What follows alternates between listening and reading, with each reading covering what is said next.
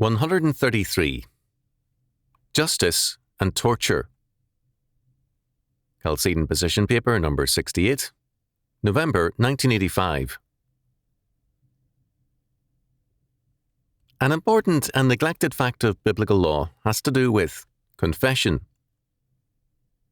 The appearances of this word in any form are restricted to the confession of sins before God.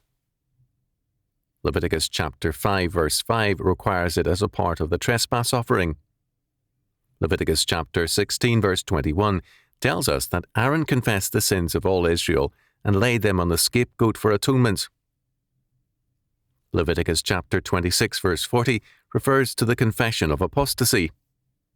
Numbers chapter 5 verse 7 is again about the confession of sin before atonement. An amazing fact emerges. Biblical law gives no place to the confession of a criminal offence as a means of court trial and conviction. H.B. Clarke's Biblical Law and Old Legal Study has no entry for it. Very clearly, in biblical law, there was to be no conviction on confession. The Bible gives us a remarkable instance of this: Achan's offence. The enormity of his crime against God and Israel is stressed. Men died because of it. God required the death penalty for the offender, and he also gave to Joshua a supernatural means of discovering the offender. Joshua then appealed to Achan to give glory to the Lord God of Israel and make confession unto him. Joshua chapter 7 verse 19. Even the confession of a crime had to be primarily to God, secondarily to man. But this is not all. Not even God's supernatural discovery of Achan, nor Achan's confession, sufficed for conviction. Only after Achan's story was confirmed by full evidences, which plainly convicted him and his family, was he convicted and executed. In terms of God's law, thus, even a God-established confession must have the corroboration of evidences. Clearly, confession in itself had no real standing in biblical law. In this respect, biblical law preserves the person of the suspect with all the respect due to one created in the image of God. According to George Horowitz, in his influential study, The Spirit of Jewish Law, 1953, the Mishnah spoke about confession not in relation to court procedure, but that, on conviction and before execution, the condemned man was asked to confess his sin in order to be received of God. In fact, a confession, of course, could never be used against a defendant to assure his punishment on earth. Section 338, page 641. The importance of this is very great. It meant that, because a confession was inadmissible evidence, torture was not and could not be used. This preserved the person of the accused from torture to the third degree, or any other like method of extracting a confession. It meant that justice required evidence gained by lawful means. Thus, the whole of biblical law worked, first, to protect the accused from lawless methods of compelling a confession. Since a confession in itself is not evidence in biblical law, we have all the ingredients of what, in the United States, became the Fifth Amendment: the immunity of the accused from being compelled to testify. The biblical legislation goes further than the Fifth Commandment, in fact.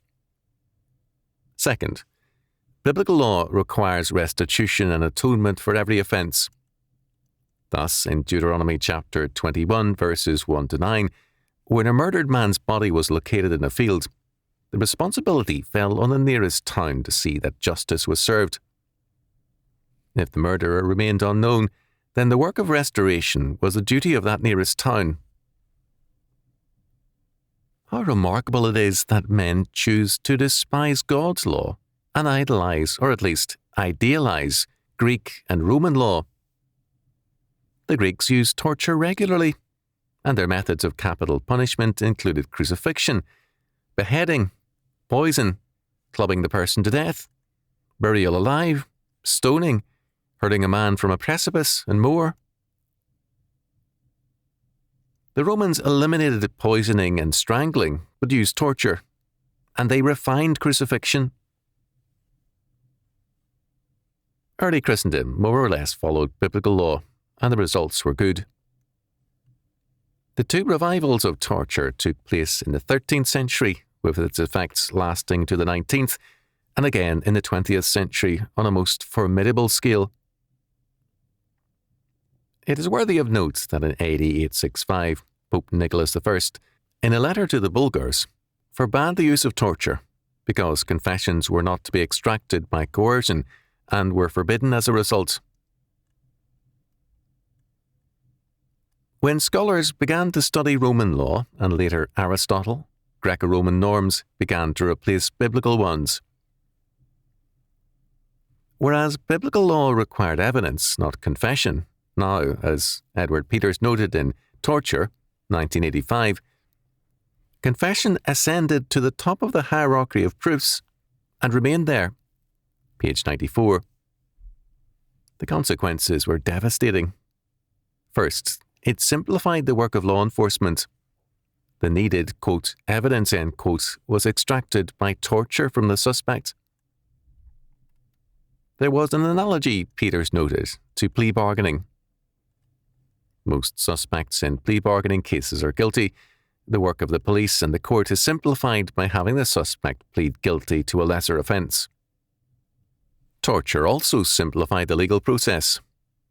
A majority of the suspects may have been guilty, but as for the rest, well, human justice could not be perfect.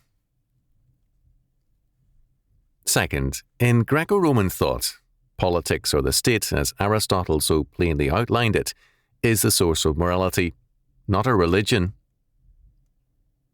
Such a faith shifts the whole centre of the moral universe from God's word to the state's word. With the revival of Greco-Roman thought, the shift began in Europe from the centrality of the faith and the church to politics and the state. We are now reaping the consequences of that shift in our operative paganism. Third, as a result of this shift, the rational modern state and its philosopher kings or elite became the great defenders of man. Reason, progress, and man's hope were now defined in terms of the state. The state was seen as man's saviour from the evils and superstitions of Christianity and the church. To suspect the state was, for the philosophers of the state, like suspecting God. They held plainly that right is what the state does. Marxism holds to the infallibility of the dictatorship of the proletariat. Mussolini said of the fascist state, "Beyond the state, nothing that is human or spiritual has any value whatsoever." In Nazi Germany, justice became racial. The people's sound sense of justice governed. Law is what serves the German people. Injustice is what injures it.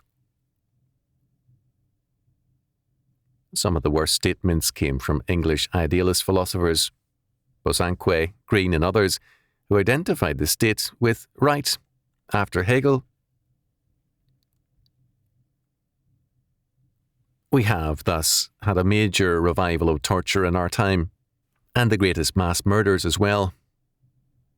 A higher percentage of mankind has been killed in the 20th century than ever before by mass murders, death camps, man-made famines, war, revolution, torture, and so on. The end is not yet. So routine has man's torture of man become that in Marxism and fascism, the medical profession has been routinely used in sophisticated modern forms of torture.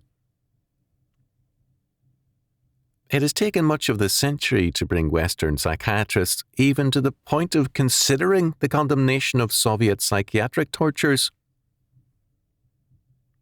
This should not surprise us. As Western medical practice has departed from Christianity, it has become more and more a class of professional technicians rather than healers. The inability of medical societies to condemn and bar abortionists makes clear their moral dereliction. How can men condemn the torture of adults when they will not condemn the murder of unborn babes? It is ironic, given the injustices of humanistic law, that men declare God's law to be barbaric and primitive, and affirm the validity of modern humanistic law. Greek law was brutal towards all, save the limited number of elite, and Greek society was a slave society in which the elite few regarded their will as justice. The idealization of the Greeks is by our modern elitists, who dream of a like power over the masses, that is, over the rest of us. It is an anti-Christian dream. The clergy, by their indifference or hostility to God's law, are thereby implicitly affirming humanistic law. For humanism, man is a product of evolution, not a person created in the image of God. For an evolutionary faith, man is expendable, because, as man controls and guides evolution, he must eliminate the unfit to create the new man of the future. It is no longer God in his great assize, the supreme court of the universe, which is the focus of justice, but the temporal state. Because the state is now central, reasons of state have replaced the laws of God. It is significant that, as Congress regularly debates tax laws, it talks about closing, quote, loopholes, end quote. Those loopholes are the areas of freedom still left to us where our money is our own. Reasons of state call what we are allowed to keep, quote, exemptions, end quote, which the state gives and can take away.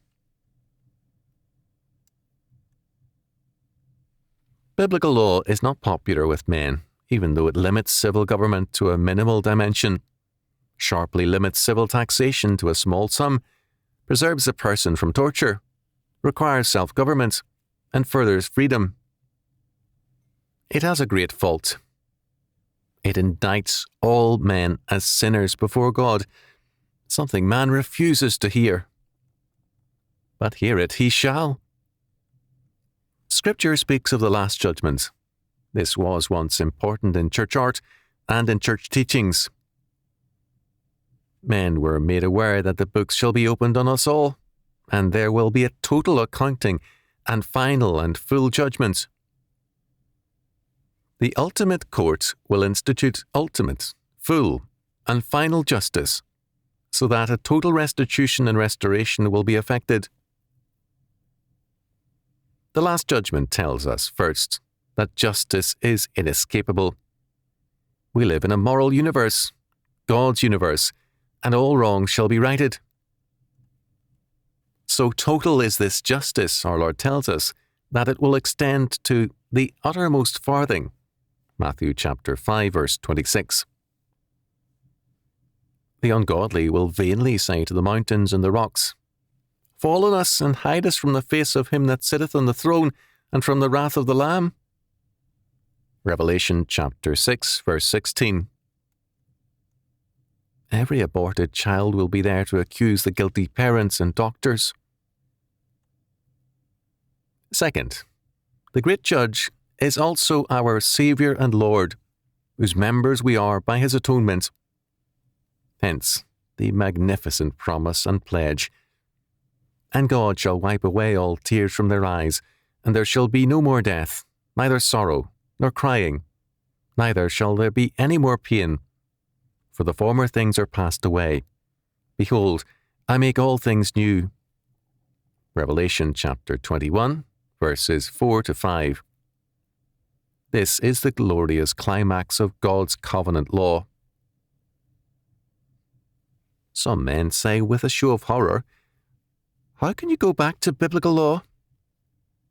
The answer is, we haven't even come up to it yet.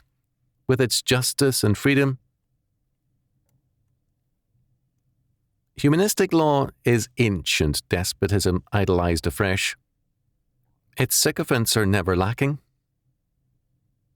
The Stuarts and the Tudors before them had their choruses of lackeys praising them as saviours. Ben Jonson, in his Irish Masque, had wild Irishmen turn into civilised courtiers by the divine power of King James, a homosexual. In the presence of the king, Jonson, that lackey of lackeys, said, "Even wild Irishmen came forth newborn creatures all." For like insanities, consult your daily paper, your television set, the nearest university, and statist anywhere. Their hope for justice is in acts of state, and the acts of state are bringing them doom.